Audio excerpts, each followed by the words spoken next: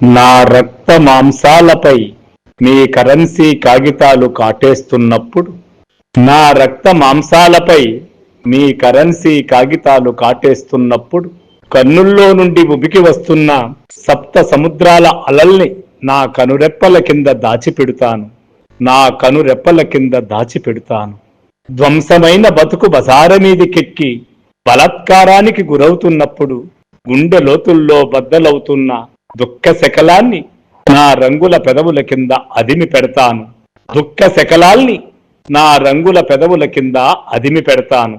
ఊరావళికి విసిరేయబడ్డ దొమ్మరి గుడిసెల గుమ్మాలకి నేనొక నిత్య అత్యాచార తోరణమై అలంకరించబడుతాను. ఊరావళికి విసిరేయబడ్డ దొమ్మరి గుడిసెల గుమ్మాలకి నేనొక నిత్య అత్యాచార తోరణమై అలంకరించబడుతాను. ఎందరో విటుల శృంగార వీరంగాల నడిజాము రాత్రులకి నేనొక వెన్నెలగా అమ్మబడుతుంటాను. ఎందరో విటుల శృంగార వీరంగాల నడిజాము రాత్రులకి నేనొక వెన్నెలగా అమ్మబడుతుంటాను.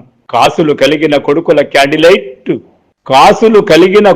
క్యాండిల్ లైట్ డిన్నర్ వేడుకల్లో నేను నా అవయవాల్ని ఒక్కొక్కటిగా కోసుకొని కరిగిపోతుంటాను.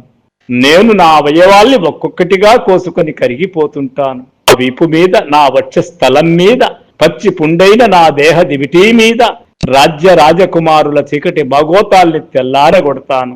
నా గడప తొక్కి నా పక్కలో పండి నా శరీరాన్ని పచ్చి పుండుని చేసి నన్ను లం అనే పిలిచే ఈ సాని వ్యవస్థ రొమ్ము మీద పుట్టిన పురుగుల పుండుని నేను.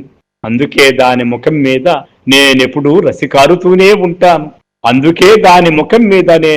రసికారుతూనే ఉంటాను. నిజంగా ఇంత ఆధునిక వ్యవస్థలో కూడా ఇప్పుడు కూడా బతుకు తెరువు కోసం స్త్రీలు ఇలాంటి దారులు దొక్కే పరిస్థితి ఇంకా ఇలాగే ఉందని చెప్పుకోవడం నిజంగా సిగ్గుసేటు. ఉన్నతమైన రాజ్యాంగం ఉన్నా, ఉన్నతమైన విలువలున్నా మనిషి మానసిక సమాజం ఇంకా అక్కడే ఉంది అనడానికి ఒక ఉదాహరణ ఇలాంటి రసికారిన జీవితాల వేషా చరిత్ర.